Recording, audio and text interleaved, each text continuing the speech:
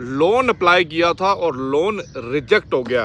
क्या आपके साथ भी ऐसा हो रहा है? और क्या आप भी लोन अप्लाई करना चाह रहे हैं लेकिन समझ नहीं आ रहा, जितनी बार करते हैं उतनी बार रिजेक्ट हो जाता है? स्पेशली बेस्ड इन दुबई और यूएई की मैं बात कर रहा हूँ। ये वीडियो इंपॉर्टेंट है। अगर इन फ्यूचर हर बंदा चाहता है प्रोग्रेस करना, हर बंदा चाहता है अपने बिजनेस को आगे लेके आना, हर बंदा इन्वेस्टमेंट करना चाहता है, तो एक जरिया होता है जब कोई पैसे नहीं होते तो कोई से क्रेडिट लिया जाए, लोन लिया जाए और उसको यूटिलाइज करके आप अपनी बिजनेस खड़ा करें या आप जो भी काम करना चाहते हैं वो करें।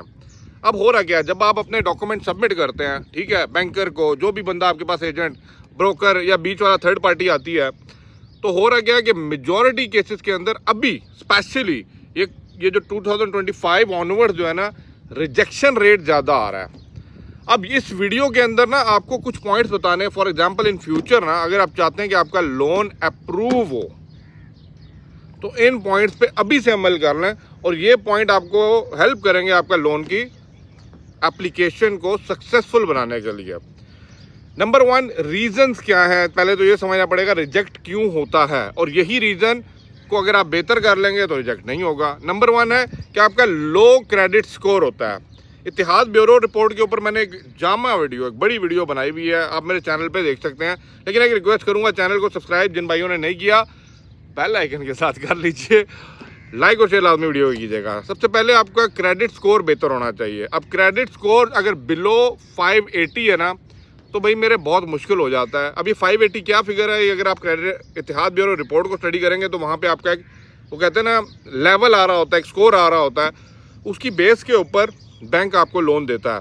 और ये इत्तेहाद ब्यूरो रिपोर्ट जो है हर बैंक निकलवाता है ताकि वो देख सके सेंट्रल बैंक से, ये सेंट्रल बैंक के साथ सारे कनेक्टेड हैं, कितने आपके पास लोन है और कितने कार्ड या कितने चीज़ें आपके पास हैं। तो ये चीज़ इंपॉर्टेंट, अपना क्रेडिट स्कोर बेहतर करें। नंबर 2, हाई डेब्ट बर्डन, जिसको आप DBR का एक वर्ड आपने सुना होगा बैंकर की ज़बान से। इसका मतलब ये है कि अगर आपका DBR 50% ऑफ योर सैलरी है ना, फॉर एग्जाम्पल 10,000 दरम आप कमा रहे हैं, 5,000 दरम का आपने लोन ऑलरेडी लिया हुआ है, तो भाई मेरे फिर आप भूल जाएंगे आपका अगला लोन अप्रूव होगा, क्योंकि DBR ये चीज़ बता रही होती है कि भाई आपके पास ऑलरेडी इतना क्रेडिट चढ़ा हुआ है कि आप अपनी वो ज़िंदगी भी चलाएंगे या साली आपने क्रेडिट देना है। तो DBR आपका 50% ऑफ योर सैलरी से कम होना चाहिए। क्लियर। नंबर 3 है कि unstable employment and income.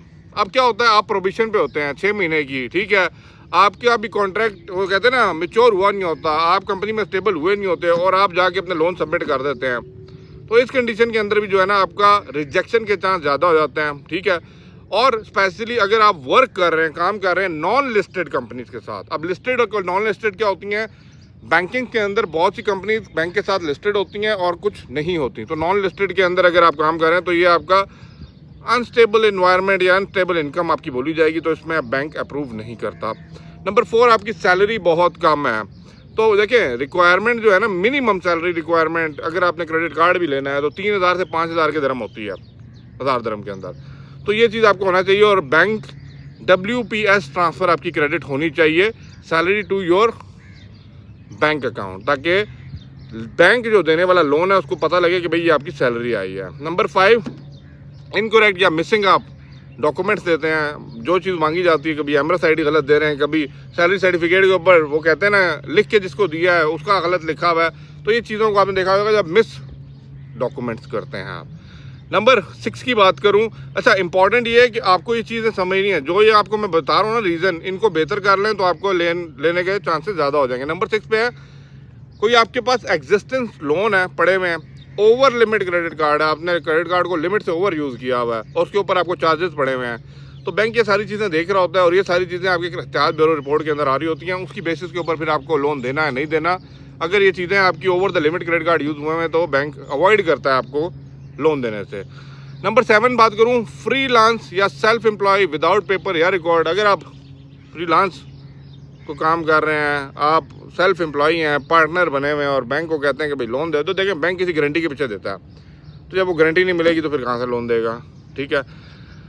Number 8, black listed companies. अब ब्लैक लिस्टेड कंपनीज कौन सी हैं, जो ऑलरेडी डिफॉल्टर हैं इन बैंकिंग डॉक्यूमेंट्स। आपकी जो भी कंपनी अगर वो ब्लैक लिस्टेड है ना, और आपने उस बैंक के अंदर ब्लैक लिस्टेड है, तो आपने उस बैंक से कोई भी क्रेडिट अप्लाई किया है, क्रेडिट कार्ड किया, लोन किया, तो आपका लोन रिजेक्ट हो जाएगा। तो ये देख लीजिए कि आपका कंपनी जो है वहाँ पे ब्लैक लिस्टेड तो नहीं है। और नंबर 9, फ्रीक्वेंटली जॉब चेंजिंग। जब आप तेज़ी से जॉब चेंज कर रहे होते हैं ना, तो ये भी एक फेवरेबल चीज़ नहीं मानी जाती इन द, वो कहते हैं ना, फाइनेंशियल डिपार्टमेंट। ने पता है यार आज यहाँ है, कल कहाँ है, कल परसों उड़ भी जाएगा, पता भी नहीं लगेगा। आई होप तो मेरी बात समझ आई होगी। अब छोटी सी टिप्स हैं वीडियो ख़त्म करने से पहले, आप मेंटेन अपना करें सबसे पहले गुड क्रेडिट स्कोर, ठीक है।